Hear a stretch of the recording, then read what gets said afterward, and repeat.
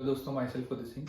तो इस वीडियो में मैं आपको बताने वाला हूँ कि आप डायरेक्ट टैक्स की प्रिपरेशन किस तरीके से कर सकते हैं, मैंने किस तरीके से किया था और आपकी 2 महीने के अंदर क्या स्ट्रेटजी होनी चाहिए।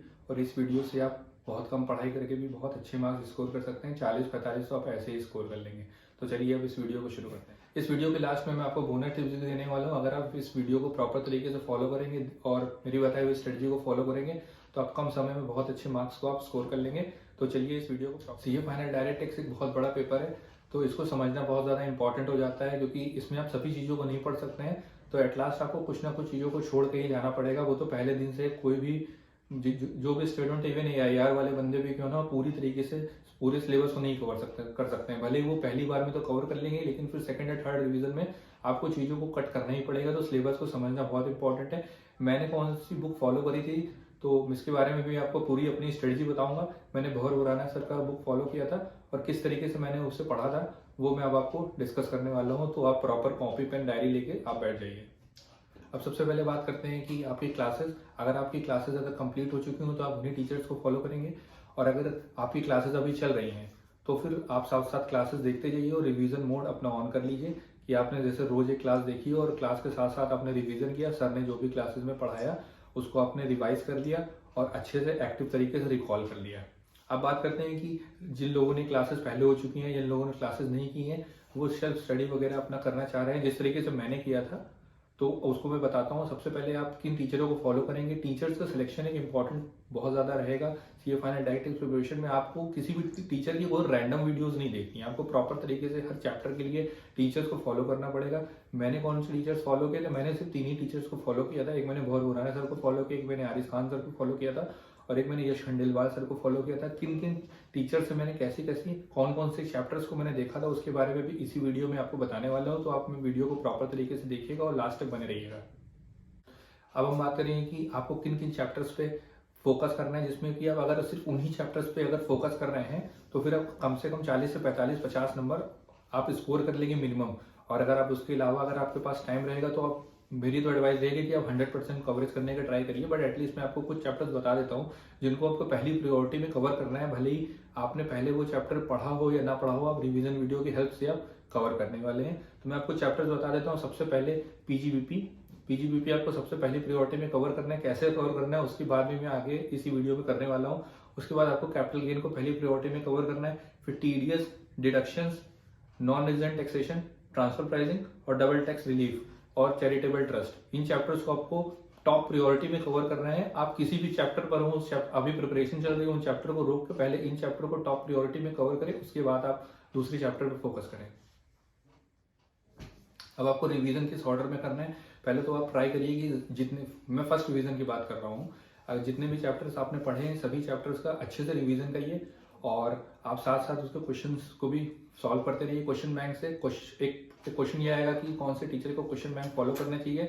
तो टीचर्स के क्वेश्चन बैंक सभी तरीके अच्छे हैं और किसी भी टीचर का क्वेश्चन बैंक फॉलो कर सकते हैं। मैंने भवर बुराना सर का पर्सनली क्वेश्चन बैंक फॉलो किया था, मुझे वो ठीक लगा। उनके क्वेश्चंस का लेवल भी एग्जाम के लेवल से मैच करता है और पास्ट एग्जाम के भी सारे क्वेश्चंस उसमें कवर है, तो उसके अंदर आपको कोई भी इश्यूज नहीं होंगे। आपको पहले रिवीजन के साथ साथ ही अपने सेकंड रिवीजन को प्लानिंग को स्टार्ट कर देना रहेगा। आप एटलीस्ट जब आप सेकंड रिवीजन में जाएं तो पहले रिवीजन में आपने जितने क्वेश्चंस लगाए हैं उनका करीब 60 से 75% ही क्वेश्चंस लगाएं।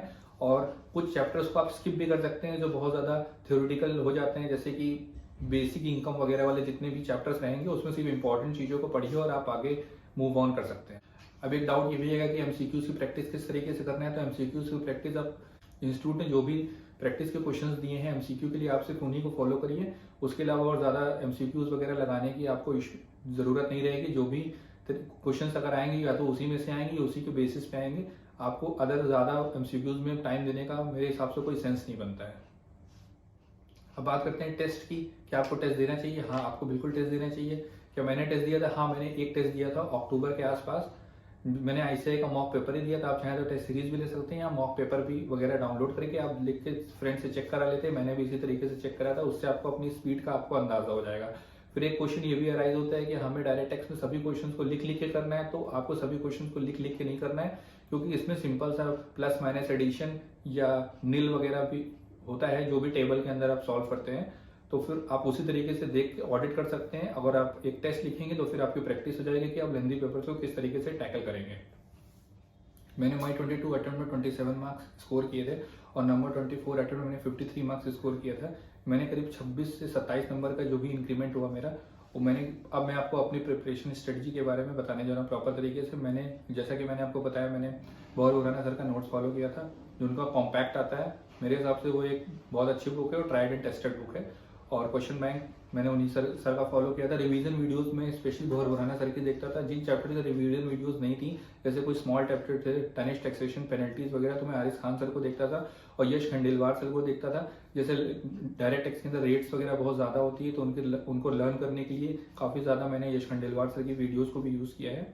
अब मैं आपको इस वीडियो के अंदर बोनस टिप्स देने जा रहा हूँ, जो आपके डायरेक्ट टैक्स की प्रिपरेशन को एक बहुत अच्छे तरीके से बूम करेगी। आप पीजीबीपी किस तरीके से प्रिपेयर करेंगे? पहले तो आप पीजीबीपी अगर चैप्टर वाइज पढ़ना चाहते हैं तो चैप्टर वाइज पढ़ लीजिए, लेकिन रिवीजन के मोड में आप खंडेलवाल सर के यूट्यूब चैनल पर पीजीबीपी एडजस्टमेंट शीट पड़ी हुई है, उसको आप डाउनलोड करके प्रिंट कर लीजिएगा। वो शीट को सिर्फ आप लर्न कर लीजिएगा। पीजीबीपी का एग्जाम में चाहे जैसा भी क्वेश्चन आएगा, आप उसमें से 9 से 10 मार्क्स तो ऐसे ही स्कोर कर लेंगे, क्योंकि बाकी 14 में से 14 तो जल्दी किसी को मिलता नहीं है। बट आप अगर उस शीट को सिर्फ कर लेते हैं, सपोज आपने पीजीबीपी चैप्टर स्किप भी करती है क्योंकि ऑब्वियसली वो बहुत लेंथी है, तो फिर आप उसी शीट से बहुत अच्छे मार्क्स को स्कोर कर लेंगे। टीडीएस के लिए मैंने क्या किया था? टीडीएस के लिए मैंने अपने नोट्स बनाए थे। कुछ टीडीएस के सेक्शंस मुझे बहुत कंफ्यूजिंग लगते थे, तो मैंने उस एक पेपर पे टीडीएस का जो भी सेक्शन नंबर था वो बगल में रेट उसको लिख दिया था। बार बार उसको लर्न करता था। चैप्टर को स्टार्ट होने से पहले मैं लर्न कर लेता था कि इस सेक्शन के अंदर ये रेट है, उसके बाद फिर मैं इंटरनल में जाता था। और एक टिप मैं आपको बोनस टिप्स देना चाहूंगा टीडीएस के लिए।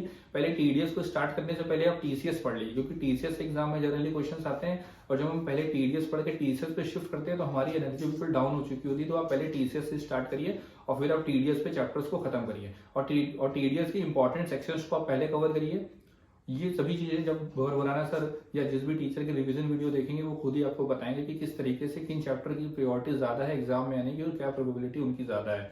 रेट्स के लिए इन्वेस्टमेंट ट्रस्ट, सिक्योरिटाइजेशन ट्रस्ट, जितने ट्रस्ट वाले चैप्टर्स हैं जिनमें कंफ्यूजन होती है रेट के लिए, उसको आप यश खंडेलवाल सर का प्रॉपर तरीके से वीडियोस को देखिए और लर्न करिए। उस वीडियो से आपको प्रॉपर तरीके से सभी चीजें लर्न हो जाएंगी। एक टिप्स मैं आपको देना चाहूंगा, मैंने एक रिवीजन किया था विदाउट क्वेश्चंस का। मैंने 3 to 4 डेज में पूरा डायरेक्ट टैक्स रिवीजन करने का ट्राई किया था, जिसमें मैंने एक भी क्वेश्चन नहीं लगाया था, सिर्फ कॉन्सेप्ट रिवीजन। उससे क्या होगा कि आपका डायरेक्ट टैक्स एक बार और रिवाइज हो जाएगा। ओनली 3 to 4 डेज के अंदर आप इंपॉर्टेंट चैप्टर्स के मतलब आप बड़े बड़े चैप्टर्स के इंपॉर्टेंट पॉइंट्स और स्मॉल चैप्टर को पूरा रिवाइज कर लेंगे विदाउट एनी क्वेश्चंस के, तो उससे आपको कॉन्सेप्ट रिकॉल करने में काफी ज्यादा हेल्प होगी।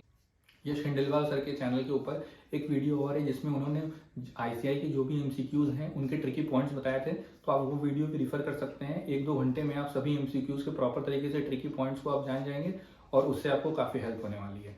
तो इस वीडियो में मैं अभी इतना ही रखता हूँ। आप बताइएगा कि आपको मेरी स्ट्रेटजी कैसी लगी, और बिलीव में अगर आप इस स्ट्रेटजी को फॉलो करते हैं तो आप बहुत कम समय में बहुत अच्छे मार्क्स को स्कोर कर लेंगे। तो थैंक यू सो मच इस वीडियो में लास्ट तक बने रहने के लिए। और ऑडिट की वीडियो आपको इतनी ज़्यादा पसंद आया, उस पर काफ़ी अच्छा आपको रिस्पांस मिला, तो आप इस वीडियो के नीचे भी अपने क्वेश्चंस वगैरह जो भी डाउट हो उसको आप पूछ सकते हैं, और अगर आपकी क्वेरी है तो उसको मैं प्रॉपर तरीके से रिस्पॉन्स करने का ट्राई करूँगा। और इस चैनल को लाइक करिए, सब्सक्राइब करिए। Thank you so much.